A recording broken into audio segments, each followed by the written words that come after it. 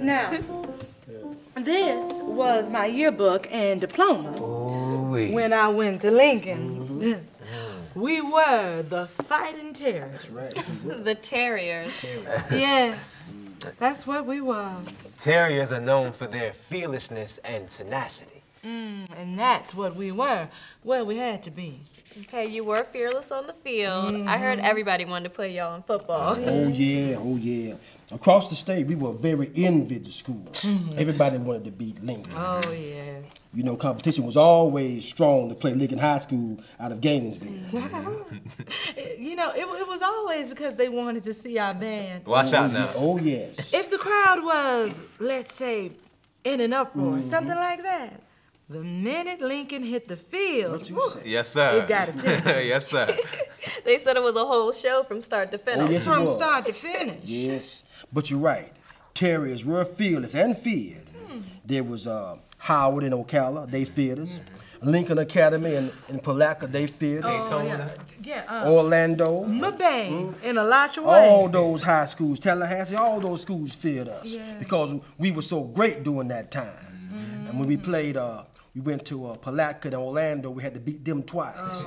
Had to beat them once on the field, and had to beat them again off the field, trying to get your vehicle to come home. Because when they lose, they want to fight. Game days, even weeks before, were crazy. I mean, wild. All kinds of back and forth battling. It's a good thing we didn't have emails and computers and all the other stuff back there. 'Cause I mean, it would really been crazy. Oh, yeah, and it was always crazy. Every day. You know, I remember when we just walking to school, we had to pass Buchholz from our neighborhood on our way to Lincoln. And the Buchholz children, they rode the bus there. And when that bus passed us, they spat on us while we were walking to school. That is so horrible. No, it wasn't. Because when we got to Lincoln, we were home. You see, the people there, they taught us we had to be better than them. You see, we were not taught at Lincoln, we were educated. That's right. Well, what's the difference? Well, see, the difference is when you're taught, it's between the covers of the book. That's right. But when you're educated, it's between the covers of the book and outside the book too. You get what I mean? See, when I started teaching at Lincoln, I wanted to try to change things in the teaching situation. That's good. The textbook that I had to teach from was a textbook that students in Gainesville High School had used. When they got new books, the old books would be handed down to us to teach from. We were always using their hand-me-down books. Sometimes people strategically would rip out the pages. Sometimes the books were written in. Oh, yeah. Sometimes there would be messages in those books. Messages directed to you, directed to us. That's right. One time I was with my book and I saw, to the nigger that gets this book. I hope you have the intelligence to comprehend what's in this book. Oh, my goodness. Because they knew that the books would be handed down to us. And I had to teach government and history of this country from those books. And the thing about the textbook, what was in that book was not reality. Not the reality of what was really happening. They didn't even mention people like Frederick Douglass. No. No, they didn't mention the blacks. Not the black people that mattered. The black people that changed history. That wouldn't even be in the textbook. So my students that I was teaching knew nothing about them people. So what I had to do, none of that was in the textbook because the textbook wasn't written to teach them about that. Of course not. So what I had to do, I had to write a new lesson plan. I had to give it to the white supervisor over social studies to approve what I was going to teach. I had to teach my students what this was really about. And that was that the slave, the Negro, blacks, whatever you want to call them at the time, were an integral part of the westward movement of the South. That's right. We had to talk about presidents like Jefferson, Andrew Jackson, Abe Lincoln, and George Washington. We didn't talk about George Washington Carver, Booker T. Washington. I had to insert that in there. Now, That's right. when the Civil Rights Movement came about, I was teaching at the time. Now in the textbook, they had what they call pressure groups. Now the pressure groups, that was the labor unions. They ain't talk about the other pressure groups who eventually pressured people into changing laws on their behalf, like SNCC or CORE or NAACP. They ain't talk about those pressure groups. Of course not. And one day, I was teaching about the other pressure groups, and the supervisor of the school came into my classroom, and I had it written up on the board. Do you know, she went back to the superintendent and said that I was teaching subversive activities. You were just teaching the facts. And it was a fact. I said, don't tell me how to teach. I said, I'm teaching students, so I'm teaching the facts. I told them point blank, nobody sitting around me in this room got more knowledge of history, government, or anything else I was teaching. That's right. No, you did. You said that. Look, I said it to their face. I thought I was gonna be fired. But instead of getting rid of me, they just moved me up to the front office. Yeah, see, they made him the dean, just so that he wouldn't be directly involved with teaching the students. But you see, that's just how much our teachers cared. Right, the teaching never stopped. Yeah. Educating never stopped. That's right. Every day there was something to remind you that you had to be better than the next person because of how you looked and who you were. Yeah, and and that was embedded in us at Lincoln. The teachers instilled, confidence that we could do anything we set our mind to, and we were bright. We weren't dumb. Which too was a stereotype we had to fight back then. That's right. Because we would always be compared to the white kids. Because back in the day, in the 1960s, if you were white, you were supposedly smart. And if you were black, you wasn't supposed to be smart, which was always so crazy to me.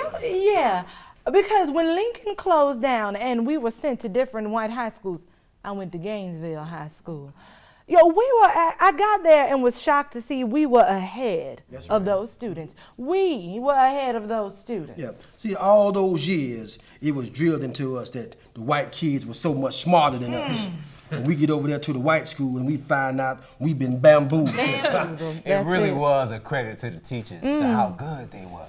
The teachers dedicated time to staying after school and working with us kids. And we didn't get paid for none of that either. And that's just why across the board we were #1. And see, that's what Lincoln was really about. Yeah, it helped you become a full, well-rounded person. Because what they were telling us was that you are somebody. That's right. And the one thing, when I went to Lincoln, it wasn't integrated. It was segregated. That's right. Yeah. And you might think, that's not a good thing, but believe me, it was. What she's saying is that Lincoln is a hub. It was the center of the black community. Virtually everything took place at Lincoln. So the pride was there. People say Lincoln was where things happened. Exactly. So when you start to talk about things that happened before integration, we begin to lose a lot of our identity. We begin to lose a lot of the identity that got us to that point. That's it. And what worries me about our history is, if our history is not valued, we could very easily lose all the ground we gained. Yes, sir. Yes, sir. Yeah. I'm sorry, so you didn't like integration? Well, you see, integration is not what the blacks asked for. We asked for separate but equal for 10 years. Just give us separate but equal. That's it. Give Lincoln the same books and whatnot you give them. There was always a separate, but there was never an equal. Ever. So I never went to school for 9 months like the white kids did. I went to school for 8 months because I was expected to be available to work for the farmers during the harvest, which I refused to do. Do you remember in 1969, 1970, there were some big protests over closing Lincoln? Riots and all kinds of stuff. Oh, it was a bit of closing. Students, they decided to tear down lockers, raid the campus, destroy it. It was just another one of those unequal things for blacks. Our school had been closed. We were absorbed. Yes. We weren't integrated. We were absorbed. Lincoln High School was top of the line as far as high schools go. That's right. And everything. But and integration came and changed all of that. Changed it all. The closeness, That's right. The beautiful community that was created was lost. Yes. You felt that you had lost something? Identity. The value of history.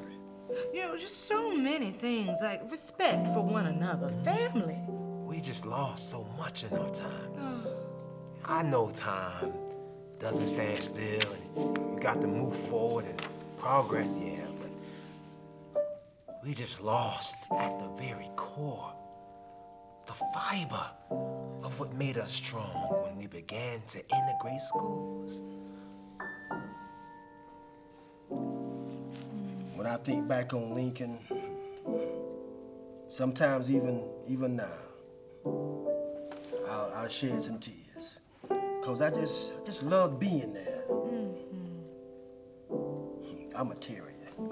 I am a terrier. I will never forget the spirit of the terrier.